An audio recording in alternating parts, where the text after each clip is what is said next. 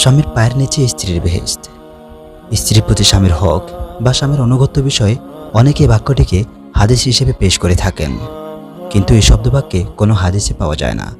সুতরাং এটিকে হাদিস হিসেবে বলা যাবে না, কারণ এই কথাটি একটি ভিত্তিহীন ও বানোয়াট কথা। কোনো সহি, জয়ীফ ও মওজু সনদেও এই কথাটি রাসূল সাল্লাল্লাহু আলাইহি সাল্লাম থেকে বর্ণিত হয়েছে বলে জানা যায় না। কোরআন ও হাদিসের নির্দেশনা থেকে বোঝা যায় যে স্বামী স্ত্রীর উভয়ের জান্নাত উভয়ের হাতে। উভয়ের প্রতি উভয়ের দায়িত্ব পালন ও অধিকার আদায়ের মাধ্যমে আল্লাহর সন্তুষ্টি লাভ করা সম্ভব, যা মুয়াত্তা মালিক, মুসনাদে আহমদ, মুস্তাদরাকে হাকিম সহ হাদিসের আরও কিছু কিতাবে বর্ণিত আছে।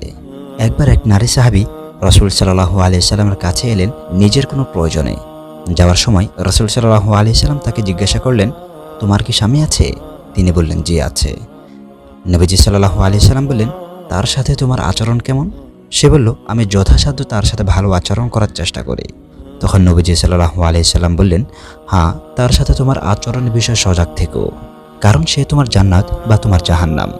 স্বামী স্ত্রীর একের উপর অন্যের হক রয়েছে। এ বিষয়ে আল্লাহ তাআলা কোরআনে কারিমে মৌলিক নির্দেশনা দিয়েছেন। রব্বুল আলামিন বলেন, ওয়ালাহুন্না মিসলুল্লাযী আলাইহিন্না বিল মা'রুফ। আর স্বামীদের যেমন তাদের স্ত্রীর উপর ন্যায়সঙ্গত রয়েছে, তেমনি তাদের হক রয়েছে স্বামীদের উপর।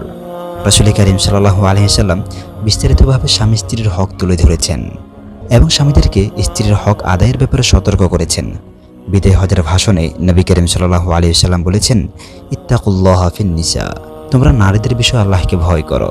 সাথে সাথে নারীদেরকে স্বামীর অনুগত্য করার প্রতি উদ্বুদ্ধ করেছেন এবং এর ফজিলতও বর্ণনা করেছেন। রাসূল কারীম সাল্লাল্লাহু আলাইহি সাল্লাম বলেন, নারী যখন 5 ওয়াক্ত নামাজ ঠিকমতো আদায় করবে, রমজানের রোজা রাখবে, নিজের লজ্জাস্থান হেফাজত করবে, স্বামীর অনুগত্য করবে, তখন সে জান্নাতের যে দরজা দিয়ে ইচ্ছে প্রবেশ করতে পারবে। সুতরাং গুনাহের কাজ নয়, এমন বিষয়ে স্বামীর অনুগত্য করা জরুরি। কিন্তু স্বামীর পায়ের নিচে স্ত্রীর বেহেশত, এটি হাদিস নয়, তবে মায়ের পায়ের নিচে সন্তানের জান্নাত। এই হাদিস হাসান সহিহ পর্যায়ে।